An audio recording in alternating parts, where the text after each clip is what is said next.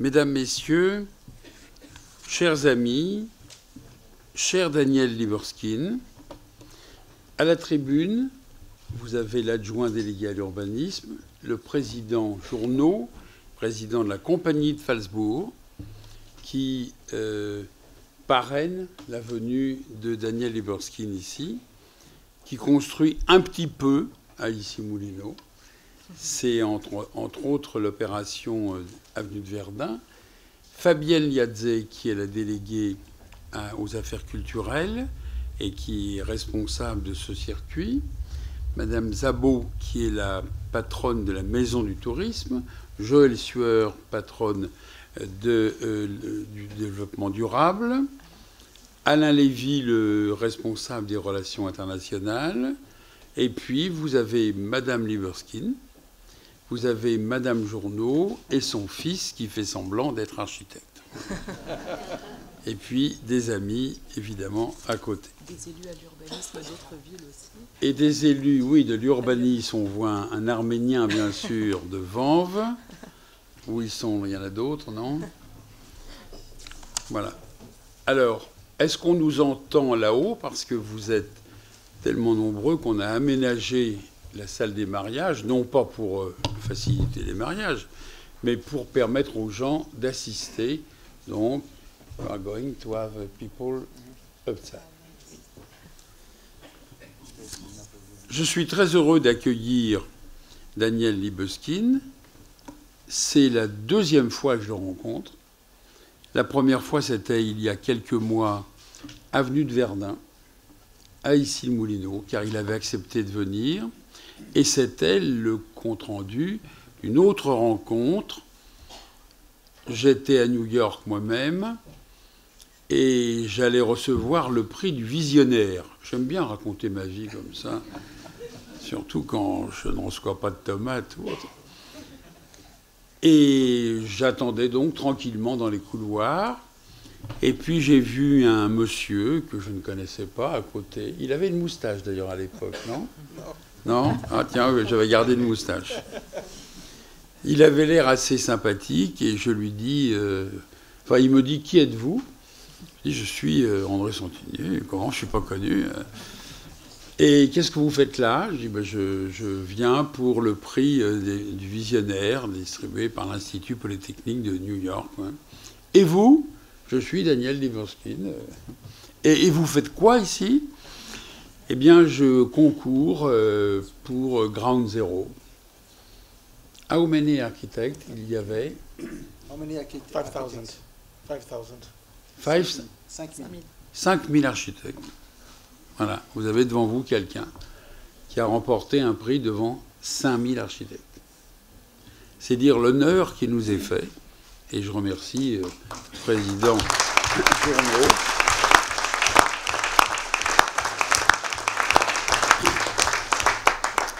Après, je rentre à Issy-Moulineaux, bien sûr. Oui, oui, j'ai oublié de vous dire, je lui dis, vous avez des chances d'avoir ce prix? Oui, oui, oui. Oui, oui. C'est extraordinaire. 5 000 architectes, et vous avez un monsieur qui dit, oui, oui, j'aurai le prix. Moi, il y en avait moins quand même. Hein. Et donc, quelques temps plus tard, nous lançons les travaux sur Issy-Moulineaux, nous lançons le fort, qui a très bien marché, où certains d'entre vous habitent actuellement. Et puis, on me dit, et maintenant, qu'est-ce que tu vas faire, avenue de Verdun? Avenue de Verdun. C'est l'avenue faubourienne, c'est avant Haussmann, c'est minable, c'était sale, c'était Marseille. Mais nous, on démolit. Et on ne peut pas regretter. Et les gens sont heureux qu'on les reloge. Enfin, c'est une grosse opération. On m'a dit, qu'est-ce que tu vas faire? Je dis, on va démolir. Tu vas recommencer le coup du fort. Le coup du fort, c'était 400 camions par jour. C'était la géothermie, la collecte pneumatique. Oh là là. Oui. Mais il faut que tu trouves un grand architecte. Je crois que je l'ai trouvé. Et je pensais à Daniel Libeskind. Et on l'a appelé. Ses amis ou autres ont accepté de se lancer dans cette aventure. Et on se retrouve avec le plus grand du monde, qui a choisi la plus grande ville du monde, presque à sa hauteur, et un public que je félicite. Pourquoi vous déplacez-vous tous pour écouter parler les architectes? Ça ne se fait jamais. Vous êtes d'ailleurs ici dans un palais qui a été construit, Monsieur Journeau, par Étienne Louis Boullé, grand architecte. Il a construit l'Élysée, entre autres. Et ici, c'était donc sur ces plans qu'a été fait l'Élysée. Si bien que quand j'ai lancé la reconstruction, le président Mitterrand, qui se méfiait de moi, m'avait envoyé Charras. Qu'est-ce que tu prépares comme coup tordu encore? Je dis, rien du tout, rien du tout. On a creusé ici. Il y avait à un moment, ce palais a été le couvent des oiseaux. Donc il y avait des jeunes filles et ils avaient érigé un cloître. Et puis l'histoire a fait que les communistes sont venus, ils ont transformé, ils ont collé des plaques au plâtre, etc. On avait tout transformé. Personne ne savait que c'était le plus grand monument historique de la ville.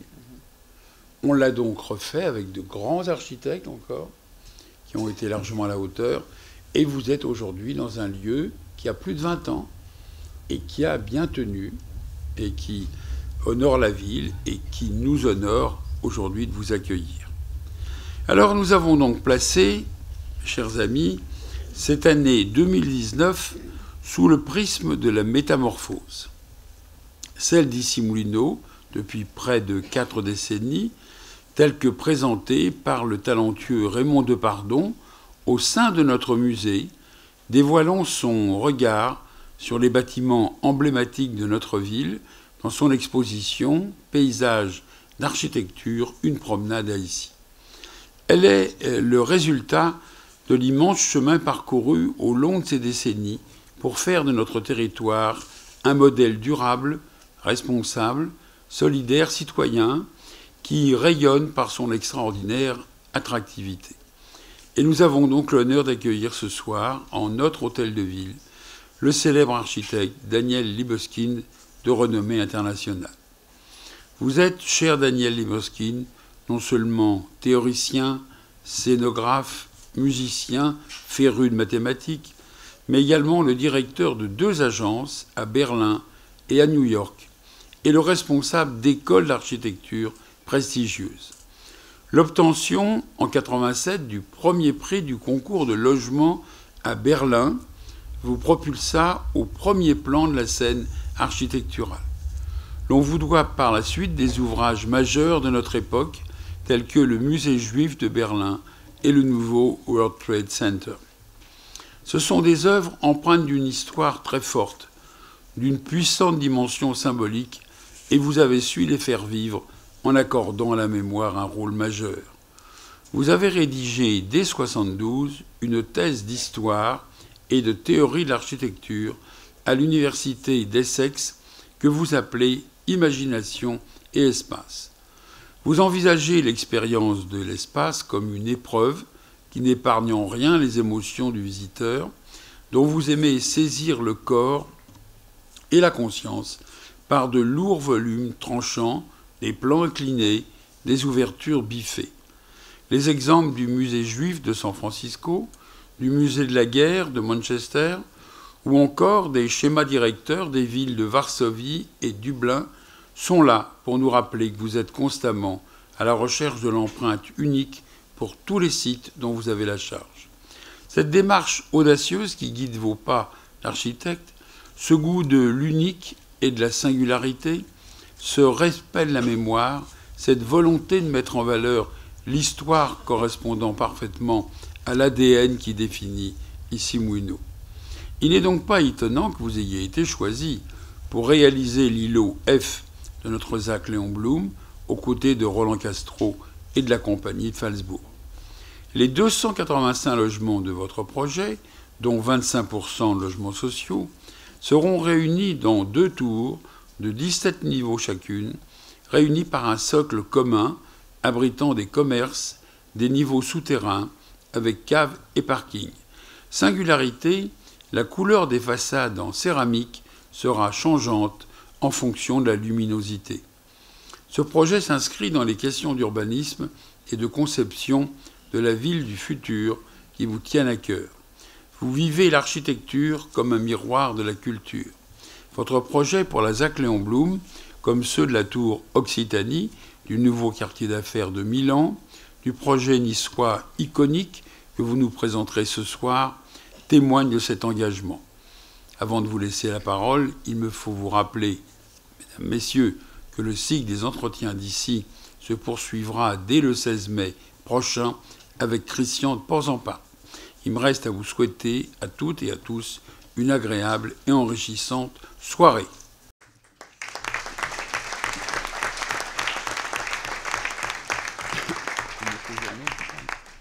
Le président Journeau. Merci. Mais...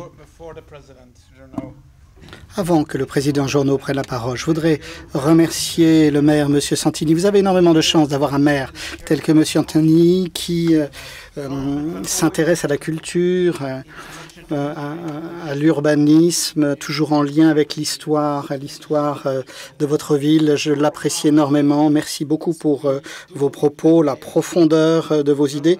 Et nous pensons en fait que les maires sont très pertinents, même plus pertinents pour l'histoire des villes que les présidents, les rois ou les empereurs, puisqu'ils sont toujours en lien avec leur ville au quotidien. Je suis toujours très honoré de travailler en France, ici à Issy-les-Moulineaux, et notamment dans votre projet. Merci.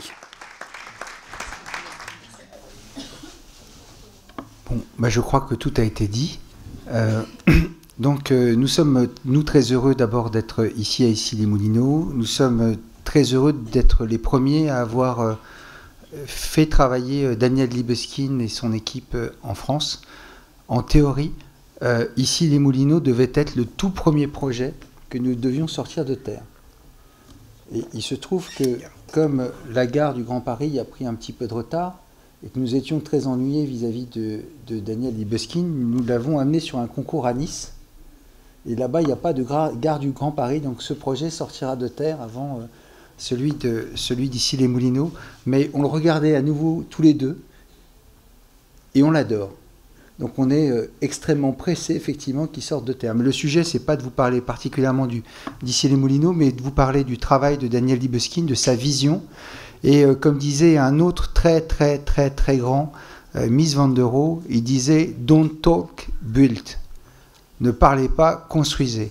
Et depuis 2001, parce que Daniel n'a fini son premier bâtiment qu'en 2001, je l'ai appris tout à l'heure, donc comme tous les grands visionnaires, il a pas mal galéré avant de pouvoir construire, il n'a cessé de construire partout à travers le monde.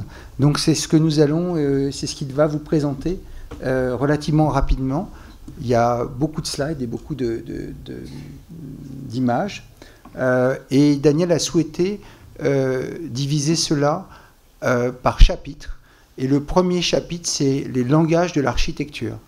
So we begin with the language of architecture and your language of architecture. Alors, il faut juste qu'on puisse avoir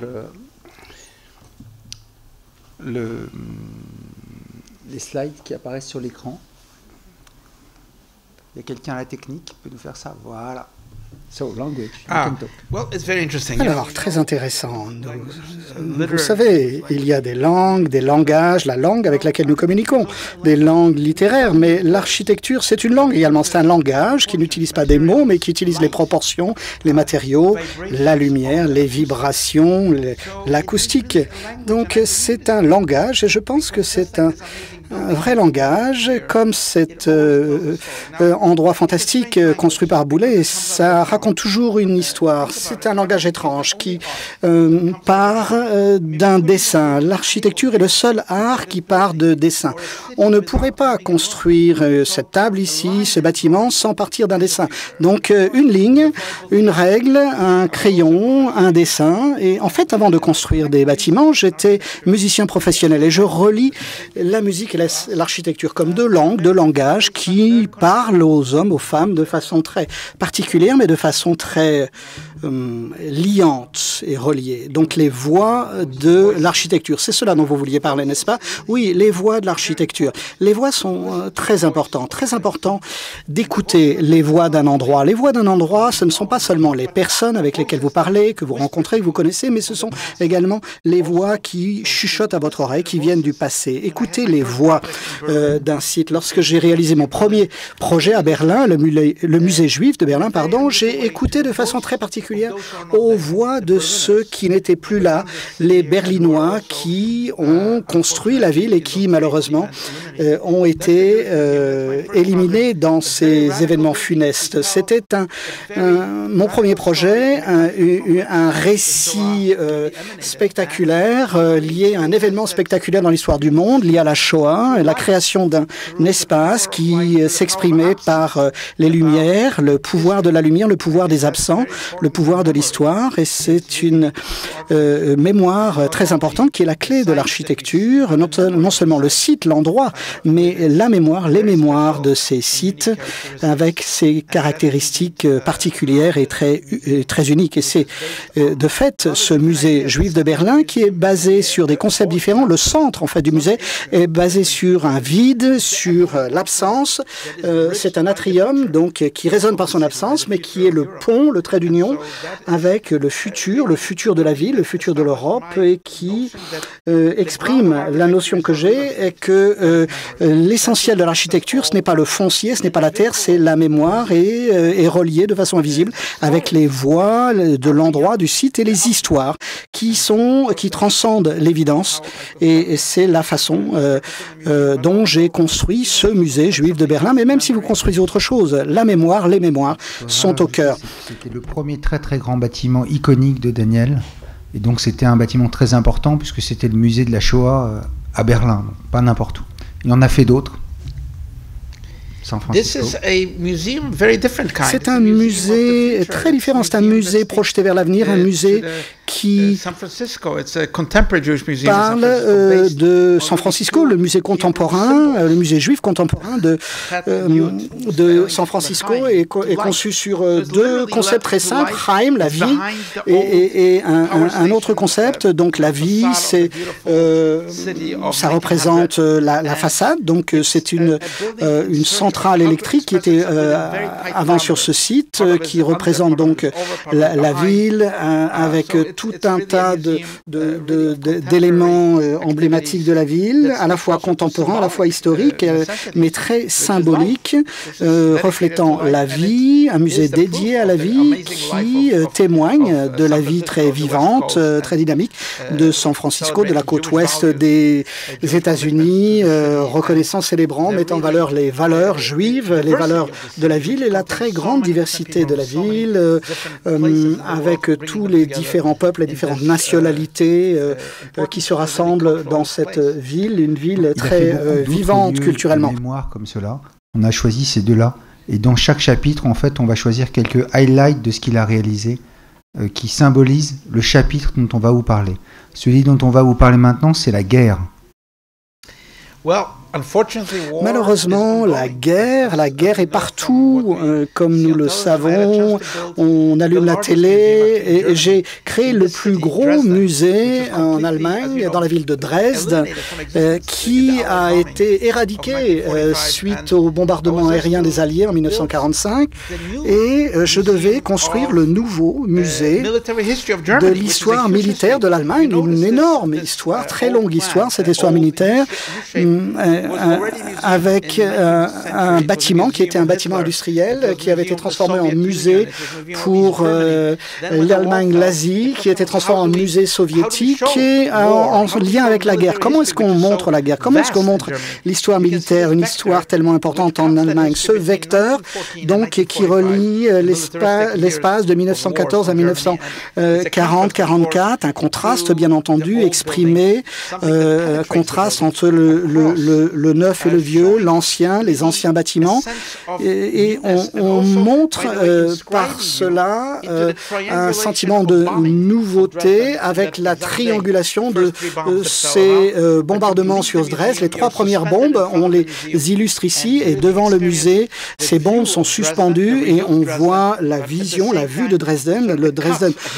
Dresde reconstruit, mais également une percée dans l'histoire, la façon dont l'histoire a été radicalement transformée en une dynamique démocratique. Donc c'est un musée très important, non seulement pour l'histoire militaire de l'Allemagne, mais également pour l'histoire de la ville, également l'histoire allemande, permettant de se projeter vers le futur. Ce bâtiment exprime le passé, mais les activités militaires, l'OTAN, les liens avec la Turquie, les liens de l'Allemagne avec le reste du monde. Donc un musée très important qui parle de la dévastation causée par la guerre, mais également par l'espoir, par les espoirs, les espérances générées par la démocratie et le fait que les citoyens qui sont qui visitent ce musée sont exposés à tous ces éléments, puisque ce sont les citoyens qui ont le contrôle de leurs institutions démocratiques, y compris les organisations militaires.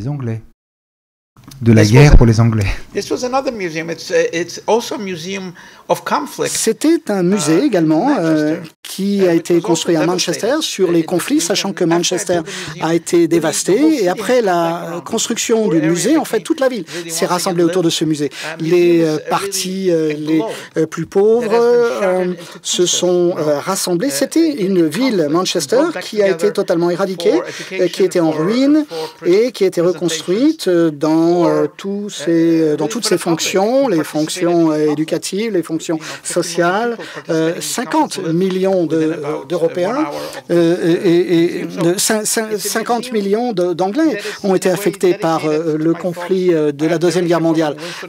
Donc j'ai en tête une remarque de Winston Churchill qui disait que les conflits ne s'arrêteront jamais, il n'y aura aucune période dans le monde sans conflit, et il nous faut apprendre à orienter le sens des conflits, puisque nous ne les surmonterons jamais, mais nous, les humains, ont la capacité de canaliser les conflits en espoir, en solutions pertinentes et fructueuses pour l'humanité. Il y a un autre musée de l'autre côté de la rivière, il y a un centre commercial, il y a des bâtiments résidentiels, il y a un parc, donc le bâtiment n'est pas autonome, il n'est pas que situé sur lui-même, il est lié avec l'environnement. Troisième, c'est en Irak. C'est un musée qui devait être construit au moment où Daesh a pénétré dans cette zone en Irak. C'est un musée qui est dédié aux Kurdes, au peuple kurde, et qui porte sur la culture kurde, une culture extrêmement riche dans de nombreux aspects, et qui est situé devant les murs de l'ancienne citadelle, qui est un des endroits les plus anciens au monde. C'est un musée de culture, un musée qui, j'espère, pour lequel la construction va reprendre. Saddam Hussein, en fait, avait initié ce projet. Donc, c'est encore une fois un projet intéressant, la ville d'Erbil, au sein de la région kurde, qui représente donc un peuple très important, un peuple démocratique qui croit en la démocratie, avec une société démocratique. Et le musée est un musée qui se projette vers l'avenir. Après la mémoire, après la guerre, nous allons vous parler de la Renaissance. Enfin, Daniel va vous parler de la Renaissance. Après toutes ces catastrophes, eh bien, il y a la Renaissance. C'est cela qu'apporte l'architecture, le pouvoir de guérir, le pouvoir de générer du positif. Nous savons, après les attentats du 11 septembre, que le monde a changé en une seconde du fait de ces attentats. Si on revient, effectivement, j'étais à Berlin après une douzaine d'années à travailler sur le projet du musée juif de Berlin. C'était le jour de l'inauguration, le 11 septembre. Et en fait, évidemment, il n'a jamais été inauguré. C'est là qu'on se rend compte que l'histoire n'est pas ancrée dans le passé. C'est toujours une question de projection dans l'avenir. Et c'est toujours le cas. Et il y a eu, j'ai donc décidé après cela de rentrer à New York. L'inauguration a eu lieu une semaine après le 11 septembre. Et bien entendu, c'est un projet très public par nature. Chaque minute, chaque seconde, il est visité, il est sous l'œil du public. Dans le monde, pour la démocratie en général, l'impact du terrorisme, la menace contre les sociétés libres. C'est comme cela que j'ai conçu le projet, ce projet de Ground Zero, ce projet du World Trade Center. Et vraiment, j'ai voulu faire un site public, un site ouvert au public, ce mur de soutènement étanche que nous avons laissé visible. Et en fait, le pape François, lorsqu'il est venu à New York pour son discours œcuménique, l'a fait devant ce mur de soutènement étanche, pas les endroits emblématiques de New York, pas Central Park, pas Times Square, mais il a parlé devant ce mur étanche, ce mur de soutènement, de containment qui montre effectivement les fondations de ce site. Et j'avais proposé une idée de cascade également, avec donc la présence de l'eau, important cette présence de l'eau, pour guérir, pour écouter, entendre également le pouvoir acoustique de l'eau. Et c'est un projet, bien sûr, sur lequel j'ai travaillé. Alors, le projet du musée juif était le premier projet sur lequel j'ai eu la chance de travailler. Et c'est mon dernier projet, celui-ci, le projet du One World Trade Center, mais il n'est pas terminé, bien sûr. Nous sommes à 85% d'avancement. La salle de spectacle qui est programmée est en construction. Il y a des tours. La tour numéro 2 qui n'a pas encore été construite. Donc, c'est du travail en cours. Et en tant que responsable donc, du plan directeur, c'est ma responsabilité. De Daniel, outre le fait que c'est évidemment un lieu totalement symbolique pour toutes les démocraties du monde, fait que maintenant, ce lieu, alors qu'on n'allait jamais au World Trade Center avant ce qui s'est passé, c'est vraiment un des lieux les plus visités de New York. Et cette cascade, la décision symbolique de ne pas reconstruire sur le World Trade Center, et cette cascade mémorielle qu'il a proposée et qu'il a créée, c'est vraiment quelque chose de très, très prenant. C'est-à-dire vraiment... si vous allez à New York, vous ne ratez pas ça parce que c'est vraiment quelque chose, quoi. Ce qui est important pour moi, ce n'est pas uniquement de créer un site de la mémoire, mais un espace public, et la composition des bâtiments permettrait de créer un quartier où les gens vivraient. Et c'est véritablement quelque chose qui s'est transformé en quartier de vie au centre de New York, là où des centaines de milliers de personnes viennent dans cette partie de Manhattan pour y vivre avec des appartements, des hôpitaux, des écoles. C'est quelque chose qui touche à la création d'un quartier de vie avec des idées très symboliques qui incluent cette tour de la liberté qui reflète, qui fait 1776 mètres, qui rappelle la déclaration de l'indépendance. C'est un espace qui est créé pour les gens, pour une trentaine de millions de personnes, même si le projet n'est pas encore terminé. Donc chaque année, il y a 30 millions de visiteurs. Ce qui est vrai aussi, I'm sorry, I had some things for... Alors, désolé d'interrompre. C'est quelque chose d'assez particulier pour les Français. Ce qui est vrai, c'est qu'avant, on ne descendait pas du tout par là. Et maintenant, c'est vraiment devenu le cœur de New York. C'est-à-dire que vous aviez des quartiers comme Soho où on y allait un peu parce que c'était branché, mais vous aviez le meatpacking où personne n'allait. Et tout ça, c'est relayé, en fait, à Ground Zero. Et cette catastrophe, en fait, a amené la renaissance de cette partie de la ville de New York par rapport à la partie haute. C'est vrai. Lorsque j'ai commencé ce projet, beaucoup de personnes croyaient que cette partie de New York ne renaîtrait pas à la vie. Les gens croyaient qu'il fallait avoir des bâtiments assez bas parce que personne ne voudrait y travailler. Beaucoup de gens pensaient qu'il fallait attendre 20, 30 ans pour prendre une décision, savoir quoi en faire. Mais moi, j'étais déterminée, comme d'autres personnes d'ailleurs. Il fallait créer les bases de l'avenir, de ces lieux de mémoire.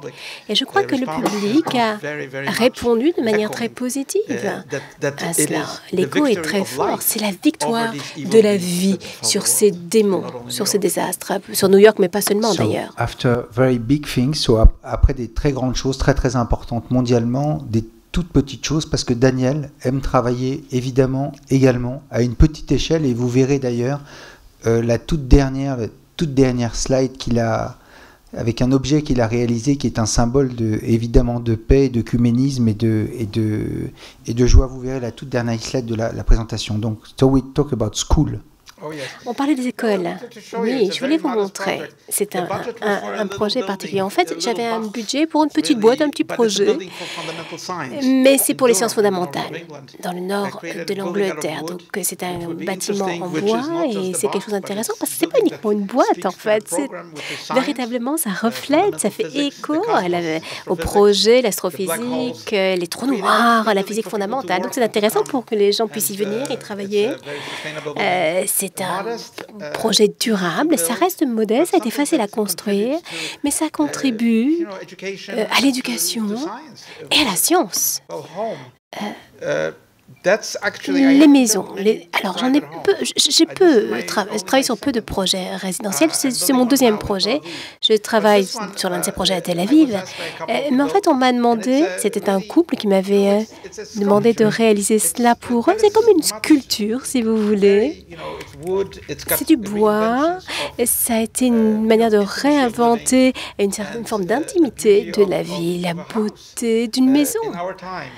De notre temps, de notre époque. C'était vraiment intéressant et mes clients ont aimé cette maison. Oui, en fait, effectivement, les clients ont confirmé qu'ils adoraient cette maison. C'est une œuvre d'art, véritablement. Ça, c'est un projet très récent. Des gateways, les entrées de ville maintenant.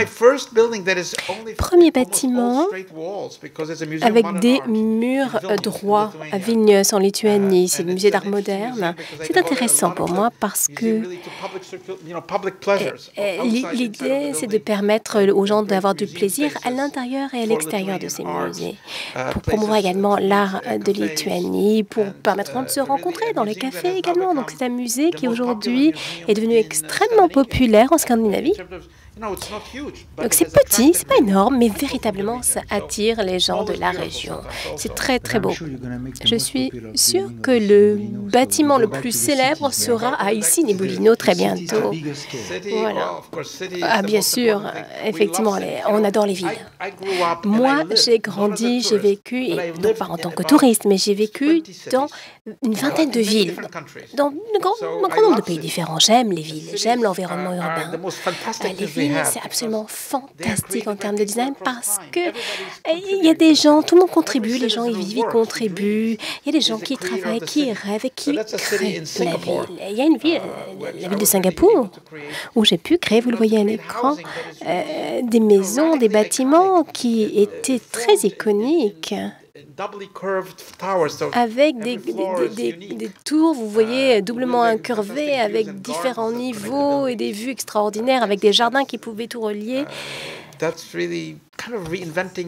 Voilà, c'est comme ça qu'on réinvente un petit peu les choses. Mais ce qui est important au final, c'est la vie quotidienne. Il faut bien sûr qu'il y ait des bâtiments intelligents, écologiques, qui permettent de réduire l'empreinte carbone et créer par exemple des parcs, des lieux verts, des lieux où les gens peuvent apprécier la nature. En fait, la France n'aime pas les tours, les immeubles de grande hauteur, et en même temps on nous dit que quand on construit qu'on consomme de la terre, en fait on n'est pas du tout écologique. Donc effectivement, la façon de penser anglo-saxonne, c'est évidemment de construire en hauteur pour épargner la terre, et de faire vivre les gens dans des quartiers qu'ils réalisent les mieux possible, mais avec des très très grands espaces verts autour. Ça a été le contraire en fait de notre mode d'urbanisme français. Donc peut-être que le fait que les gens n'aiment pas les tours en France vient de là, j'en sais rien, mais en tous les cas c'est vrai que quand on fait une tour, nous en faisons une à Toulouse avec Daniel, bien il y a des gens qui sont très pour et des gens qui sont très contre, donc c'est très très particulier. Alors que vous allez aux États-Unis, c'est pas un sujet quoi. Experience. Oui, l'expérience est très très important parce que on crée des expériences bien plus qu'avec notre cerveau, avec notre cœur, avec notre âme. Voilà ce qui est impliqué. Ça, c'était à Las Vegas, donc des espaces publics, des magasins. C'est vraiment l'extension d'une rue d'une rue principale dans la ville. C'est d'ailleurs la ville qui grandit et la croissance la plus rapide aux États-Unis. Et ce n'est pas uniquement lié au jeu, c'est aussi lié à la vie des gens. Donc il faut créer ces espaces qui fassent une part belle au magasin, au plaisir de déambuler, de se promener dans ce désert assez extraordinaire. Ça, c'est un autre projet en Europe. C'est en Finlande, en fait. À Tampere, c'est la deuxième plus grande ville du pays. Donc on a construit ces bâtiments-là sur ce stade, en l'occurrence, sur d'anciennes lignes ferroviaires. Et c'est également un lieu où on travaille, où on vit avec des restaurants, des cafés. C'est un projet très ambitieux qui est encore en phase de construction à l'heure actuelle. Et c'est avec cette arène que nous avons commencé. Il y a un hôtel au-dessus. Ça va accueillir des matchs de hockey, mais bien sûr d'autres spectacles, d'autres événements sportifs. Et ça change la physionomie de la ville. Qui va vraiment devenir aussi intéressante qu'Helsinki. On va parler peut-être de climat. Ah oui, ça c'est très important. C'est peut-être le plus important dans le monde avec le changement climatique, cela va générer une architecture qui va apporter une réponse.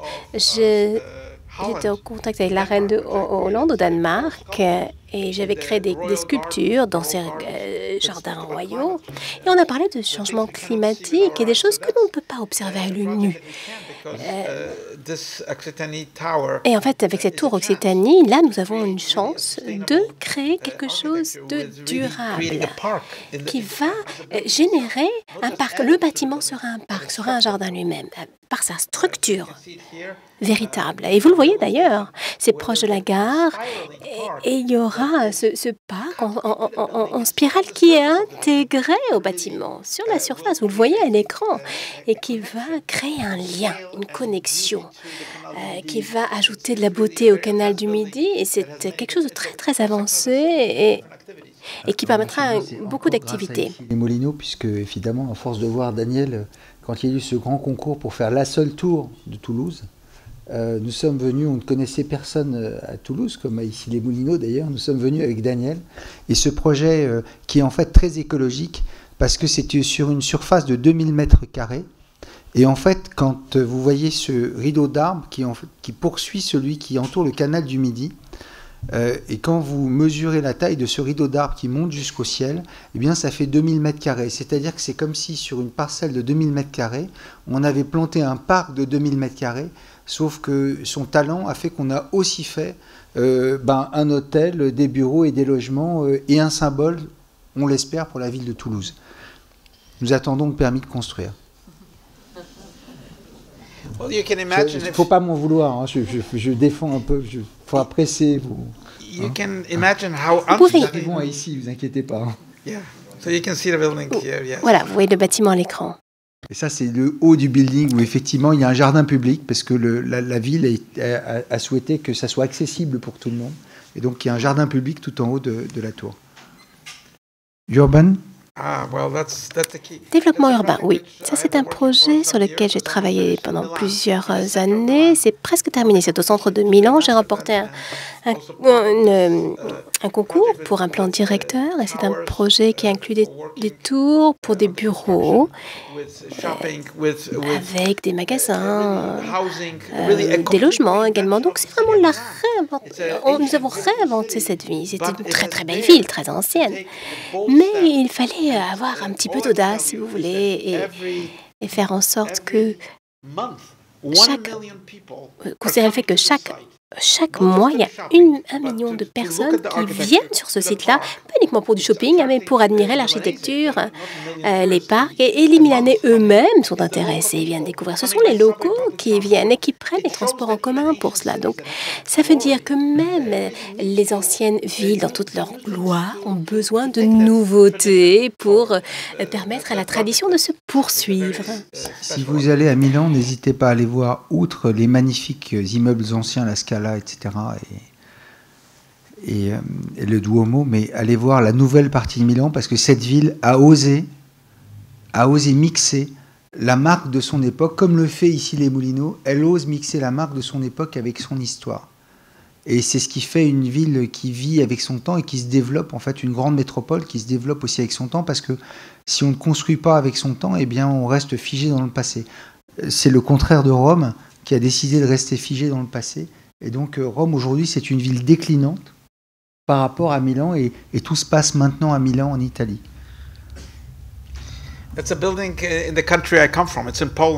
Alors ça, c'est la Pologne, mon pays d'origine, à Varsovie. On va y revenir sur la précédente diapositive, si vous le permettez.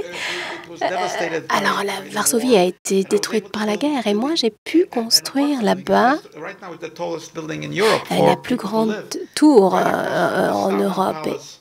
Il y avait le palais de Staline, et Staline a été source d'oppression pour les peuples. Et ce bâtiment-là, qui est une tour résidentielle, est devenu iconique, si vous voulez, symbolisant la renaissance de la Pologne. C'est une victoire contre les systèmes totalitaires et le communisme. C'est un pays maintenant, aujourd'hui, libre. Et ma mère a grandi non loin de cet endroit. Ça remonte à loin, mais c'est un projet qui me tient tout particulièrement à cœur. Vous savez, pouvoir retourner en Pologne, parce que moi aussi, je suis polonais, quelque part. Et à Nice. Ah oui, quelle belle ville. Ah oui, j'ai changé parce que j'avais peur que vous pleuriez. Non, alors Nice. Alors, c'est une grande chance de pouvoir vivre et travailler à Nice. Bon, après, ici, les Moulineaux, Nice vient après ici. Oui, mais Nice est très connu. Il faut pouvoir ici, sinon on va se faire jeter. Donc il fallait créer quelque chose là de particulier pour la vie quotidienne encore. C'est près des moyens de transport et on voulait créer un endroit très intéressant avec beaucoup d'activités, des bureaux, des hôtels, des liens. Voilà, dans ce quartier lié les gens, quelque chose de lumineux, d'intéressant et qui véritablement soit presque sculptural si vous voulez, qui fasse écho au ciel, aux montagnes, à la mer. Ça, c'est ça l'architecture, créer quelque chose d'unique. Chaque endroit ne peut pas être répliqué, ne peut pas être reproduit, ils sont uniques.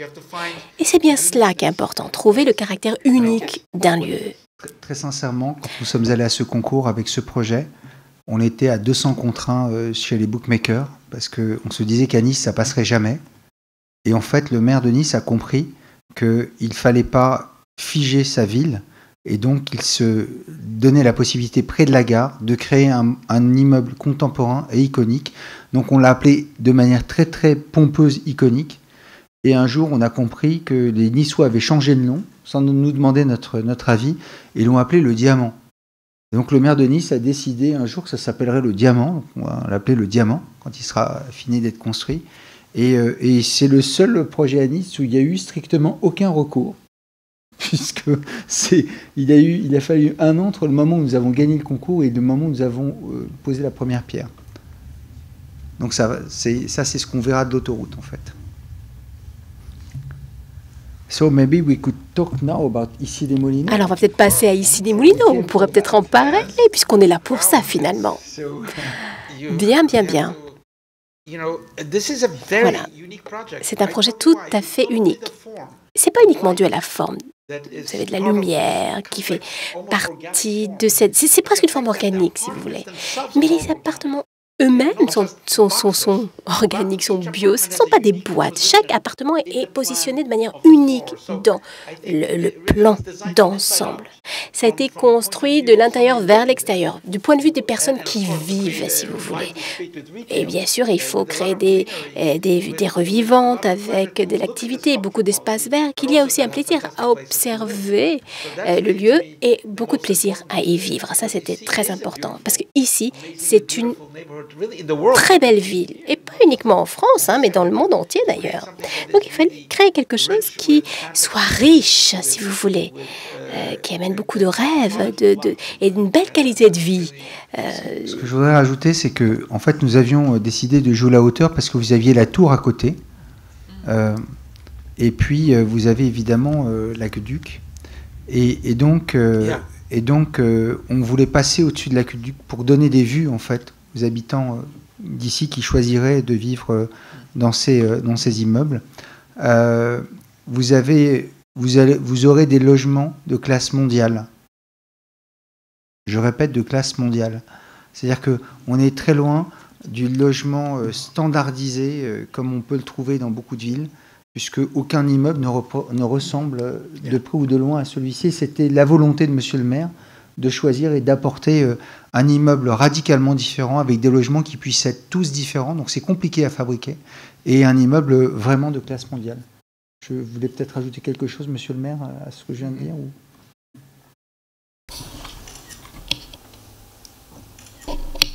On a eu le même sentiment avec Madame Françoise Reynaud il y a quelques jours, dans un coin où personne ne voulait aller, le bord de Seine, et elle a construit 3 tours, 2 en accession, ça s'est vendu à 12 000 € le mètre en quelques jours, et un 3e HLM, avec la même facture. C'est-à-dire que les gens qu'on reloge, qui viennent de l'avenue de Verdun, n'en reviennent pas. Ils sont logés dans un immeuble formidable qui a coûté 12 000 €. Et ils sont très heureux et ils le méritent. Et vous avez repris les mêmes idées. Je regarderai avec intérêt, parce que Madame Reynaud nous a appris dans cette même salle que les balcons sont différents. On veut que chacun ait de la lumière et du soleil.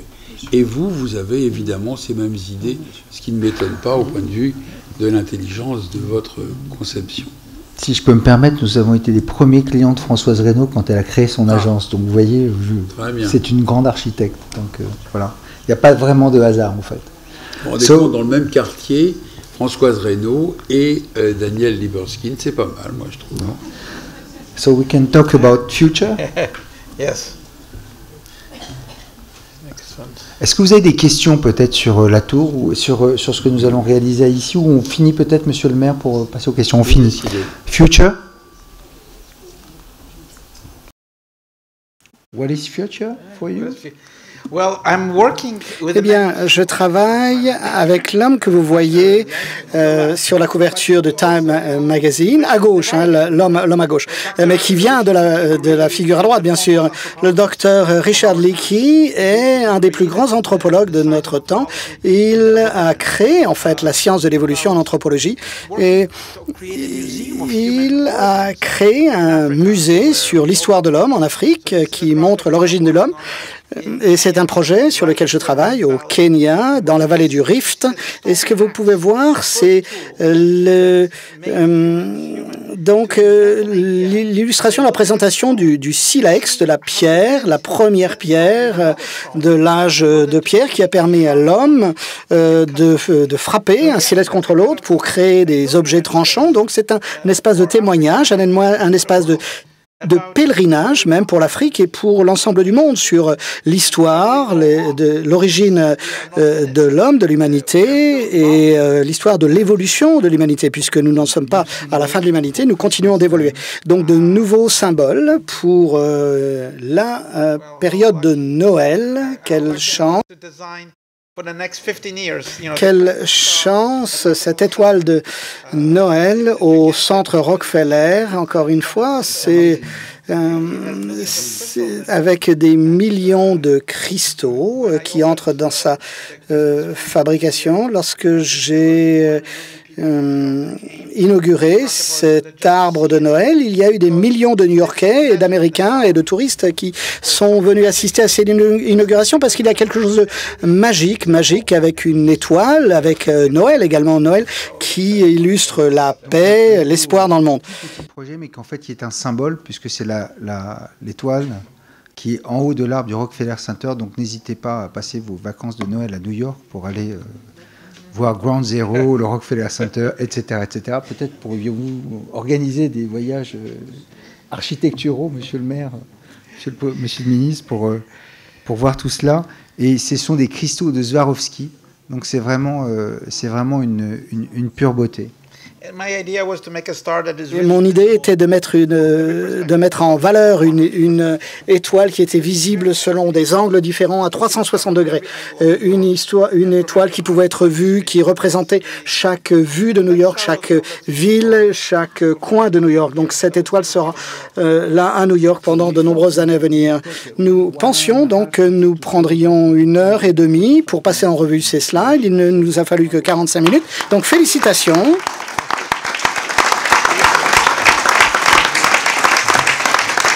Alors, il y a bien sûr énormément d'autres projets de Daniel. On a choisi des projets qui étaient symboliques pour tenir dans une présentation et laisser bien sûr la place aux questions-réponses de la salle. Alors, si je peux me permettre, d'abord, nous sommes très honorés par votre présence ici. Nous avons commencé ce cycle de conférences avec des architectes et nous voyons que notre salle est pleine et bien au-delà. Et donc, nous sommes ravis, en tout cas, de vous accueillir. Merci beaucoup. Je retiens particulièrement 2 expressions que vous avez utilisées tout à l'heure. En parlant de vos architectures, vous avez dit « c'est la base de la vie » et vous avez dit « c'est unique ». Et je pense que c'est ce qui donne du sens à l'ensemble de ces architectures, c'est-à-dire que l'une ne pourrait pas être dans un autre lieu. Et finalement, chaque chose est réfléchie avec toute l'humanité qui va derrière, on va dire. Et donc, je pense que c'est précieux que nous comprenions bien cela pour toutes vos architectures et en tout cas pour celle d'Issy-les-Moulineaux. J'ai compris une chose aussi ce soir. J'ai compris pourquoi vous vous entendiez bien avec notre maire André Santini, puisque vous avez cité Winston Churchill, que notre maire cite régulièrement. Il a raison. Et vous avez utilisé un mot qui est l'audace. Et l'audace, effectivement, c'est ce qui fait la marque de notre ville, grâce à notre maire. Vous avez dit, Monsieur Journeau, tout à l'heure, que vous étiez le premier à avoir fait travailler Françoise Reynaud, Daniel Libeskind. Eh bien, nous aussi, en règle générale, à Issy-les-Moulineaux, quand on présente un projet à notre maire, on dit « nous sommes les premiers, monsieur le maire ». Et je pense que tout cela, en tout cas, c'est ce qui montre le respect et le souhait que l'on veut le meilleur pour nos citoyens. Bien sûr. Voilà. Et je traduis, monsieur le maire, vous m'arrêtez si je me trompe, mais je pense que c'est ça qui est important. Et nous sommes non seulement honorés de votre présence, mais nous sommes honorés du travail que vous allez faire ici, parce que monsieur le maire nous dit souvent « je veux le meilleur ». Et le meilleur, c'est le meilleur pour l'ensemble de nos citoyens et de nos lycéens. En tout cas, merci beaucoup encore.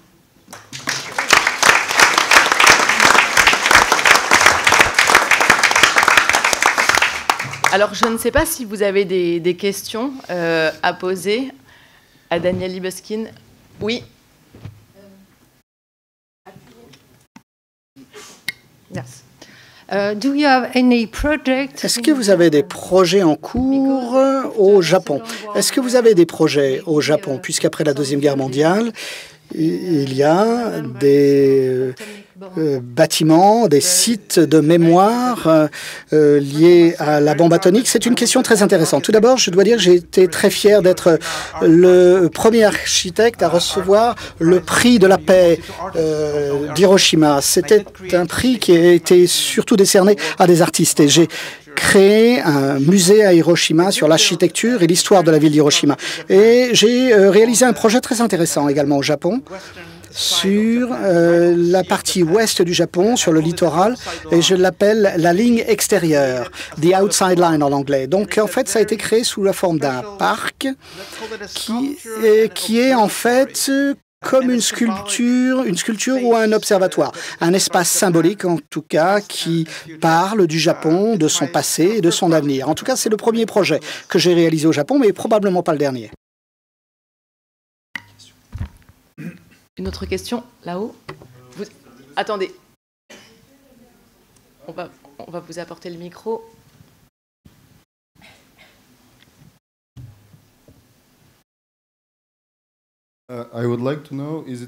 J'aimerais savoir s'il est vrai que vous allez concevoir le projet de transformation d'une très grosse imprimerie historique à Belgrade, en Serbie. Et quelle est votre approche sur les projets industriels en Europe centrale, Europe de l'Est et Europe occidentale? Ça fait très longtemps que nous parlons de ce projet et j'espère qu'il sera réalisé. Les projets architecturaux ne sont pas sur des horizons très courts, mais sans histoire, comme je l'ai dit, nous n'avons pas d'avenir. L'histoire, c'est très important de comprendre ce qu'est l'histoire. Et l'architecture construit l'histoire dans la pierre et il est important de construire des projets pour répondre à des besoins contemporains, des besoins modernes dans chaque projet sur lesquels j'ai travaillé. Je ne pense pas qu'il y ait des choses comme des sites purs sans histoire, hors de l'histoire. J'ai travaillé dans des déserts, dans des endroits très reculés, mais ils ont toujours de l'histoire, des traces, des vestiges d'histoire. Donc rassembler ces vestiges, ces éléments et en faire un projet qui soit un projet ancré dans le contemporain est un trait d'union entre le passé et l'avenir. Et pour moi, c'est important. Pas seulement pour l'architecture, mais également pour l'histoire des villes, puisque les villes représentent nos mémoires collectives. Thank you. Monsieur là-bas. Yes, to me. Thank you very much. Merci beaucoup pour explanation. I'm here at this point. It's very votre présentation, c'est fascinant. Je suis très enthousiaste de vous écouter, de vous rencontrer. Donc, vous allez construire un projet dans cette ville. Je suis un habitant de cette ville et ce projet, pour moi, sera très important. Ce sera un symbole, un signe emblématique de cette ville. J'aimerais que vous nous parliez un petit peu plus de ce qui a été à la source de votre inspiration pour concevoir ces formes que vous avez fait émerger dans ce projet. Est-ce que vous vous êtes inspiré d'autres éléments au sein d'ici, mais également en dehors, dans d'autres villes peut-être? Vous pouvez remettre le PowerPoint, s'il vous plaît. Okay.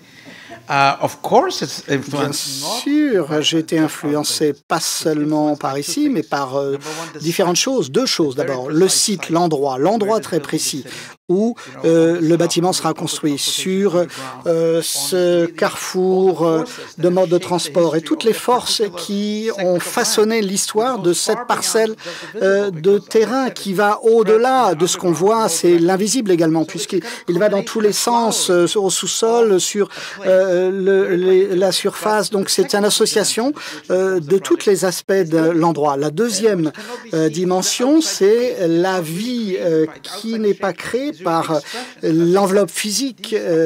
Mais comme je l'ai dit, ces logements ne sont pas seulement des unités d'habitation statistiques, mais ils représentent des espaces, pas seulement des espaces bidimensionnels, mais représentent les espaces tridimensionnels de la vie, du fait de la vue, du fait de la lumière, de l'orientation, des caractéristiques de durabilité avec une bonne lumière le matin, le midi, le soir. Donc avec ces différentes dimensions, ces éléments très particuliers, très spécifiques, avec ces dimensions de vue et bien entendu les mémoires de la ville d'Issy-les-Moulineaux avec de très belles villes, de très belles rues, une très belle architecture. C'est inscrit tous ces éléments dans le projet. Je ne peux pas vous dire de façon très précise où sont toutes ces inspirations, mais elles sont là.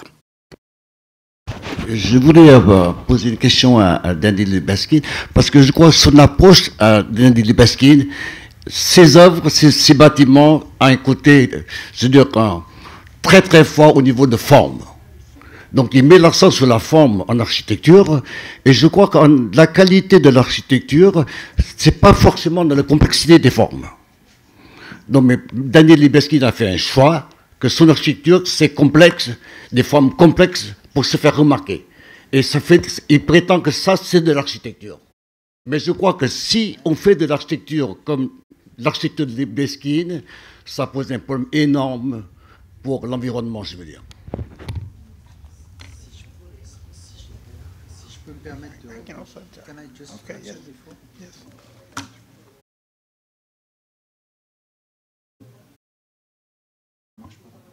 Ah oui, c'est bon. Si je peux me permettre de répondre, Nous travaillons avec énormément d'architectes, mais vraiment énormément, et des très très grands. Ce qui m'a toujours fasciné dans le travail de Daniel Libeskind, c'est qu'il a toujours cherché du sens dans chacun de ses immeubles. Dans tous, il y a du sens. Et dans les discussions préliminaires que nous avons avec lui, et ça c'est un témoignage, c'est pas lui qui parle pour lui-même, c'est moi qui parle pour travailler avec des gens aussi importants que Françoise Reynaud, que Jean Nouvel, que Stephen Hall, que Kengo Kuma, que Stefano Boeri et d'autres, dans les grands projets de la compagnie de Fasbourg, un peu partout, Jane Gang aux États-Unis. Et ce qui m'a toujours frappé avec Daniel, c'est qu'on parle toujours du message et du sens qu'il veut faire passer. Et c'est pas par hasard si il a été surnommé l'architecte de la mémoire. C'est pas par hasard. C'est-à-dire que ce qui est très paradoxal, c'est ce que vous semblez dire, monsieur, c'est que son architecture, c'est avant tout de la forme. Évidemment, on ne peut pas faire une ville entière avec l'architecture de Daniel Libeskind, et c'est d'ailleurs pas son souhait, puisqu'on en a déjà parlé, mais fondamentalement, c'est très très injuste de réduire son travail à de la forme. La forme n'est que le résultat de son style par rapport à un sens qu'il donne à chacun des projets, chacun des immeubles. Je voulais juste rétablir cette vérité par rapport à son travail.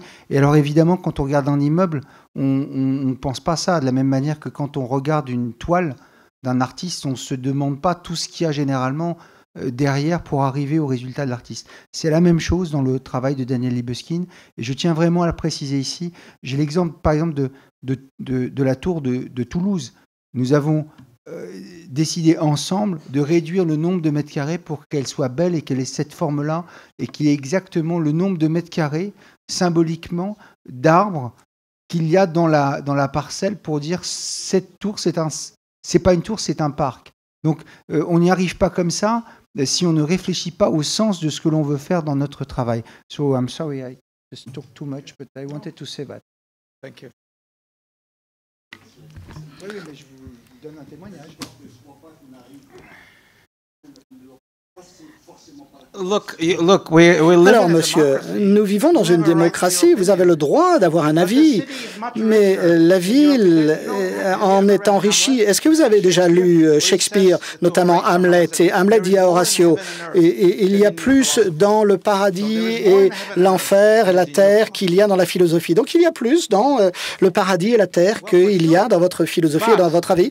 Eh bien, pour construire, très clairement, il vous faut créer quelque chose qui a de l'intégrité. Et ce n'est pas seulement une... Alors, c'est pour rebondir sur votre idée du sens que vous avez exprimé. Ça fait partie du discours, l'attendu. Mais on n'a pas des idées préconçues et des idées attendues. C'est pas ça qu'on cherche dans ce projet. Est-ce qu'il y a une autre question ? Oui, je vous en prie. Yes, please. On a vu beaucoup de verdure dans l'ensemble des autres immeubles que vous avez construits. Par contre, en regardant un peu plus près cette tour que vous nous faites, on ne voit pas beaucoup de verdure. Et pourtant, de plus en plus, on dit que dans les immeubles, Françoise Reynaud nous a présenté ça plusieurs fois, sur le fait que limite, comment on rentre, je dirais, la verdure à l'intérieur de l'immeuble pour redonner d'autres éléments. Quel est votre choix et pourquoi, limite, on n'a pas cet élément-là ?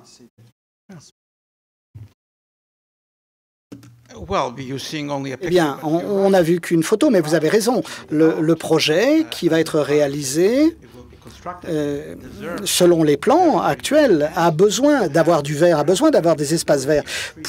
Et la visibilité que donnent les arbres sera donnée sur la façade elle-même. Donc je suis d'accord avec vous. Mais là, vous n'avez qu'une photo, en fait, et un rendu sur une photo. Notre préoccupation est que le projet soit empreint d'espaces verts, de technologies intelligentes pour les résidents, et un projet qui sera intéressant en termes de consommation énergétique. Donc les espaces verts, je suis tout à fait d'accord avec vous, c'est essentiel. Ce n'est pas forcément rendu sur la photo, mais c'est dans l'intérêt du projet d'être un projet très vert. Je peux confirmer que ce sont des discussions que nous avons eues. La difficulté, c'est que la parcelle est très étroite est très longue puisqu'elle relie la gare à la station de RER. Donc on est vraiment sur une toute petite parcelle en termes de largeur. Vous le savez peut-être pas, mais Compagnie de Strasbourg, le promoteur d'un projet très connu à Paris qui s'appelle 1000 arbres, puisque nous allons planter 1000 arbres au-dessus du périphérique. Donc quand on peut le faire, on le fait. Et effectivement, ça fait partie de nos discussions d'évolution du projet d'ici les Moulineaux.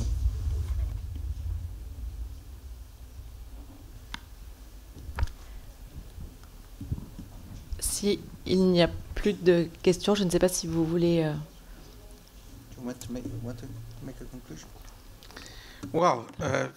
Eh bien, tout d'abord, un grand merci, Monsieur le maire, de m'avoir invité et de me faire confiance. Merveilleux de travailler dans cette ville d'ici, qui est merveilleuse en termes de qualitatif autant qu'en quantitatif, et on voit bien que cet endroit est magnifique, et je suis enthousiaste pour travailler très très dur pour créer un projet sans précédent. C'est un projet à très forte densité, un projet qui va faire de cette zone une zone extrêmement attractive, qui rendra cet endroit très mémorable, ce quartier, un quartier nouveau, un quartier en création. Donc je suis très enthousiaste de me remonter les manches, et j'espère que les différents permis, autorisations nous arriveront très très rapidement, afin que nous pourrons montrer ce que nous savons faire pour que les gens puissent prendre du plaisir, vivre et grandir dans cette communauté.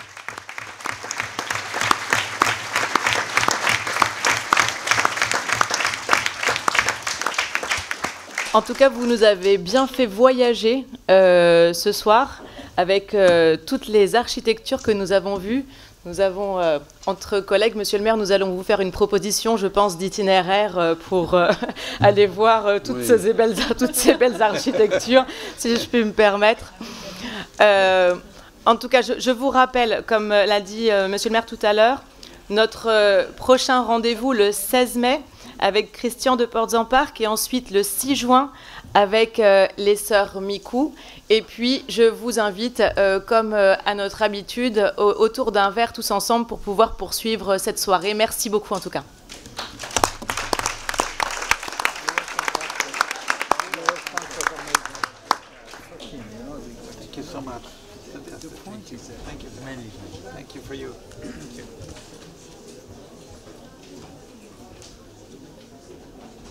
Thank you so much.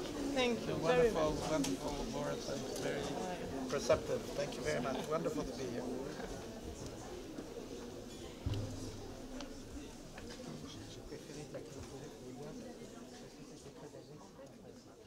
Pas mal, hein?